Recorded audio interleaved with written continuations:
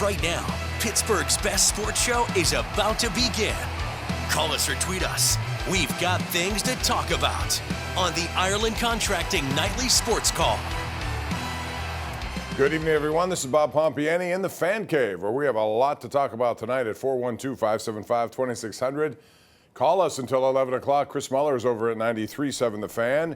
PM team was hopping today, I'm sure, with a lot of talk about the schedule, and we're going to begin there. Even though the Pirates won a game tonight, we'll get to that in a second, but they kept that string together of 20 now straight games with scoring 4 runs or less. However, that was more than enough tonight. We'll get into that in a second. But Chris, overall, your thoughts about this schedule, beginning with the Jets, then you have Seattle, and then you have New England and Minnesota, bye week after that. Second half of the season seems to get more difficult.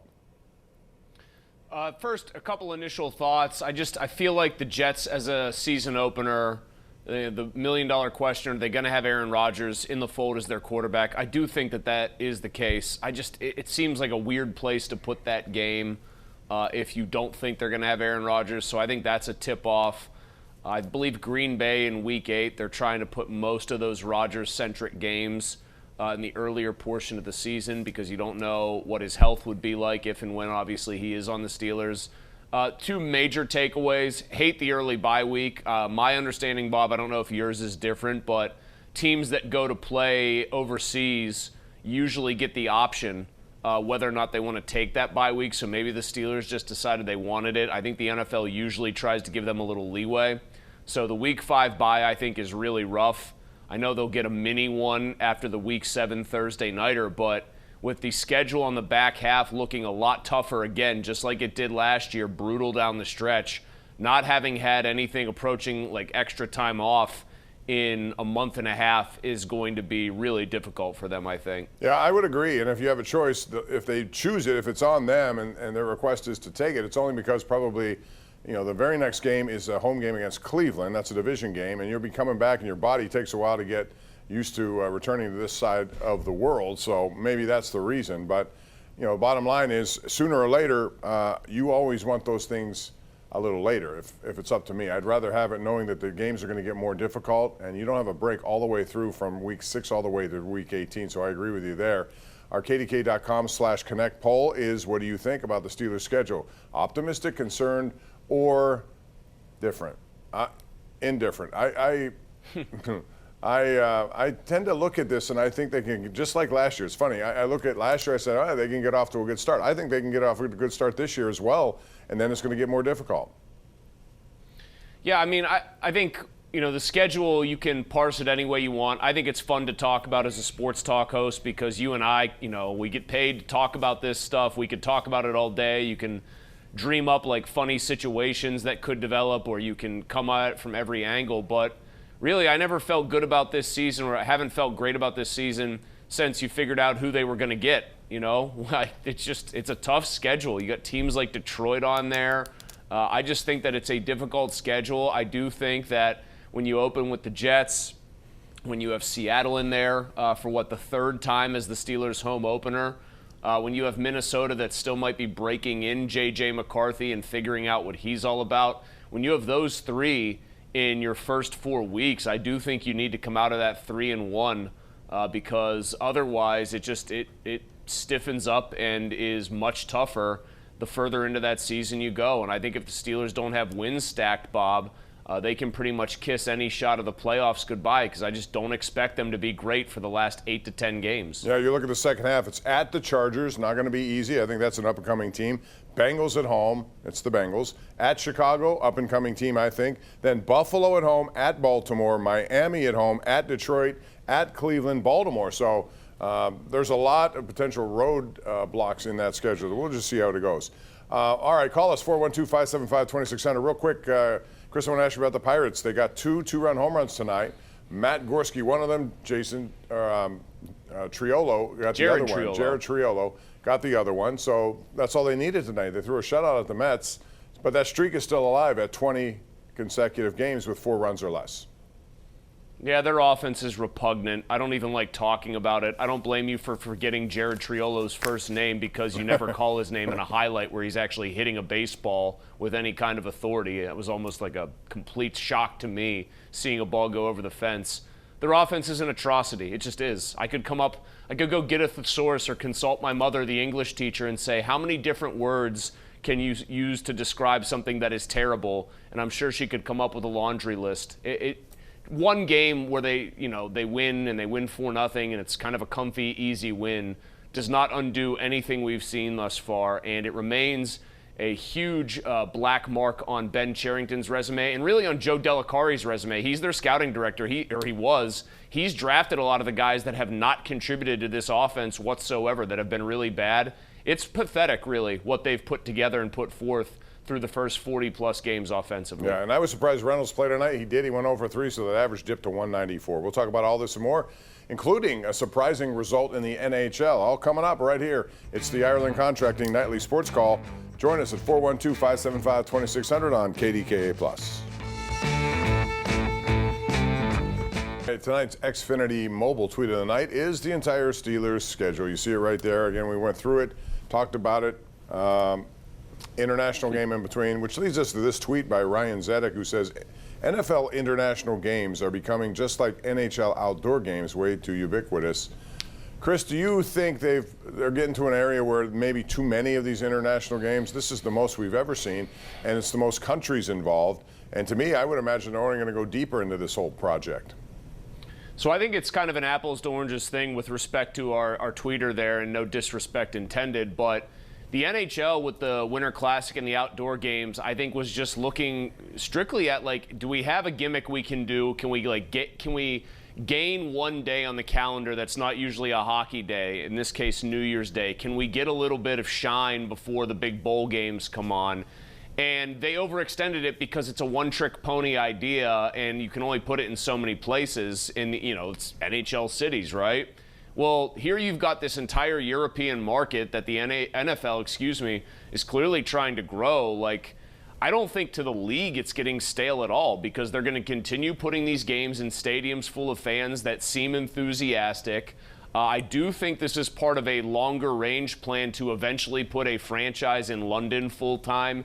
And if they get enough support for it, I mean, Bob, you and I could be well into retirement both, or something like that. Maybe in my case, an early retirement or a forced retirement. Yeah, well, forced retirement. I'm just fired from this. Whatever. No, that won't happen. But like the NFL, I do think the NFL wants a team in London, and possibly what's to stop them from having a division of 4 teams that are European based and trying to juggle a schedule around that? I think that's maybe far off, but the league wants to become a worldwide league. So I think it's 2 different aims with these games versus those outdoor NHL games. Well, you've seen how they conduct business. They're very good at marketing. They're very good at stretching out what is a long off season and making it a very much a topical season. It seems 12 months a year. So if they have that ambition, I'm sure that's going to happen in time. But we'll see. I mean, it's hard to watch games. Like if you're on the West Coast and you are a Steeler fan, you're going to have to get up at like 5:30 in the morning for a 6:30 kickoff to watch that game. And I know that's not the number one issue with them. They're trying to expand this whole game to be a global game, but sometimes it pushes people into very difficult decisions sometimes about what you're going to do. You also lose a home game, and a lot of these teams, I guess don't mind that, but season ticket holders, I think, do. I've talked to a number of them who, are not happy with that kind of situation, but that's the way it goes. Art Rooney II, I think, though, is much more angry when he's got to have a primetime game played at Acrisure Stadium than losing a home game, quote unquote, to Dublin, Ireland. I think Art is over the moon and elated about the fact that they're going to be in Dublin. And I would just say, I've heard this West Coast argument made a lot. I can't get on board, Bob, because it's one time where they're going to have an early wake-up call. The rest of the time, I feel like being on the West Coast, it's awesome. A 10 o'clock, in the morning start for 1 o'clock games. You can have brunch and Steelers football. Like, you never are sitting up till 11:30 at night watching a primetime game. I think the West Coasters can handle one early wake-up in 17 games. Maybe so, but if you like to tailgate early, that gives you a very early wake-up call. Let's go to the lines. We got Dave in Munhall first up tonight. Dave joins us here on the hotline. Go ahead, Dave. Yeah, I got 2 things I want to talk about. First thing I want to say is let's move through the season. Screw Aaron Rodgers. Let's go with Mason.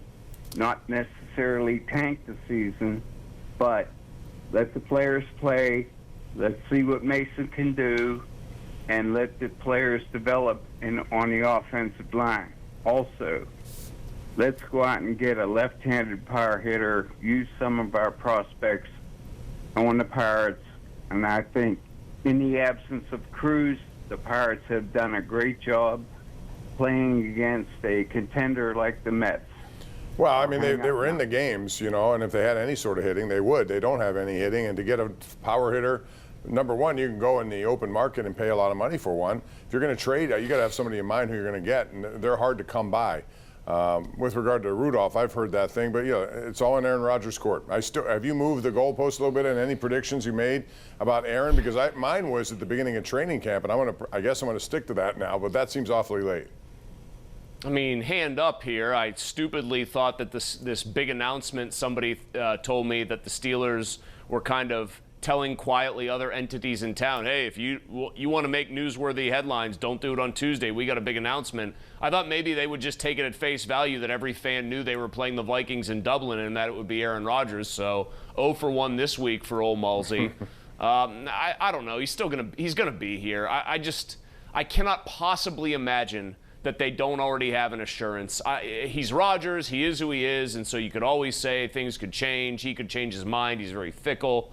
But I think he's still motivated to prove to the Jets, to the Packers, to the rest of the NFL that he's still got it, and that's why I think he's going to be here. Sooner rather than later is what I'll say. I'm a little bit surprised the Steelers have 4 primetime games here, though, and that doesn't count the one in Minnesota. You don't think that's Rodgers related? You don't think that there's probably somebody with the league's office and the schedule maker, this is his name, Mike North, I believe, their schedule ace, who's got a pretty good line into the Steelers, who knows that Rodgers is going to be there? Think about this, too. Art Rooney II does not like to put himself out there, I think, and make big, bold statements.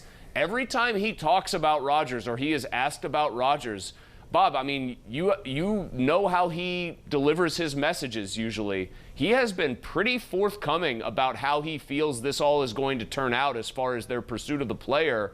He'll have some egg on his face if Rodgers really doesn't show up here eventually. Right, but my point was I expected more, and if Rodgers was going to be the quarterback, I think there is more intrigue on some of these games. Like Week 1, the Jets, there's an intrigue there. But to me, that would be with Rodgers and Fields, it would be more of a prime time kind of game as opposed to 1 o'clock. I'm not complaining because we have the game on KDKA, so we'll have that one. But you know what I mean? I would have thought that game would have been kind of reserved for a primetime spot, given some of these other primetime games that I've seen. I feel like early in the season, if you wanted to start with Steelers-Jets for whatever reason because it just fits well, I always assume that the Week 1 and Week 2 primetime slate is more about 2 high-powered teams in most of those matchups than it necessarily is 2 also-rans, which I think is like what the Steelers and Jets are going to be closer to this year, who happen to have in one case Aaron Rodgers, a very high-profile player. It just seems... If it's Week 1, it seems like it would be a very out-of-place primetime game given the relative quality of the teams around those guys. Let's go out to Shaler. We have Todd on the line. Hello, Todd. Go right ahead. Hey, guys. How you doing? Good, thanks. Hey. Good. Hey, quick question. I don't know why we're so obsessed with Aaron Rodgers when everybody thought that Ben Roethlisberger's last 2 years was washed up. And statistically, if you go look at Rodgers versus Ben, their last 2 years, Ben performed as well, if not better, than Aaron Rodgers the last 2 years, and we thought he was washed up. Get over Aaron Rodgers. Move on. Well, it's not us. It's, the team. They're in this situation where, again, I think their plan going into this was Justin Fields, but they offered him not enough, and he chose to leave. If there were other reasons involved, that was probably part of this decision. But I think, Chris, coming into this, that's what they thought that would be their first move that they would make. They probably could have upped the offer to Fields. I've got a sneaking suspicion that Mike Tomlin, who is at this point collecting baseball cards when it comes to quarterbacks, Ben leaves, then it's Russell Wilson, now it could be Rodgers. I think Mike really believes that there's something left in the tank there with Rodgers, an all-time great at the position, and I think he is the driving force behind this pursuit. To the caller's point, Bob, I'm with you. Like, I would happily watch Mason Rudolph quarterback 17 games if it meant like 4-13 or 5-12, understanding that there's a slight chance he could show you he really does have something and go 10-7 and maybe make the playoffs, win a playoff game.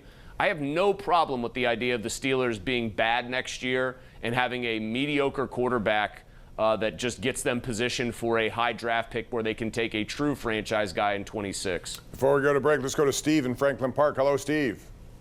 Hey guys, how you doing? What's up, Steve? Hey, quick question. Watching the game tonight, they talked about trading Marte. I never even heard of the prospects that those guys got back on that deal. So what's your thoughts on like trading Bubba Chandler and getting like a Devers from Boston or something? Because if you're going to trade, hear that. well, first of all, I know people have talked about trading Skeens at this point, and while I don't think that will happen, you can certainly, I guess, consider that an option and make a case to do it, because I think the end result means down the road, you know you're not going to have him. So, but the problem they have here now is the people in charge of making these kinds of moves, not just draft related, but also trade related. So I don't know that they're comfortable to do anything right now unless they still believe in Ben Cherington and his staff. Which I don't know how they could. He has done a wretched job, and so has his staff. I'll be the one to say it. He's done a horrible job. He shouldn't even be the GM right now, but I think Bob Nutting's inaction in this matter after last season, when I thought everybody should have been fired, has put him between a rock and a hard place right now. All right, we're due for a break. That's a good point. We'll see what happens in the time ahead, but they got a draft coming up, and Ben is still in charge of this. We'll come back with more right here on the Ireland Contracting Nightly Sports Call.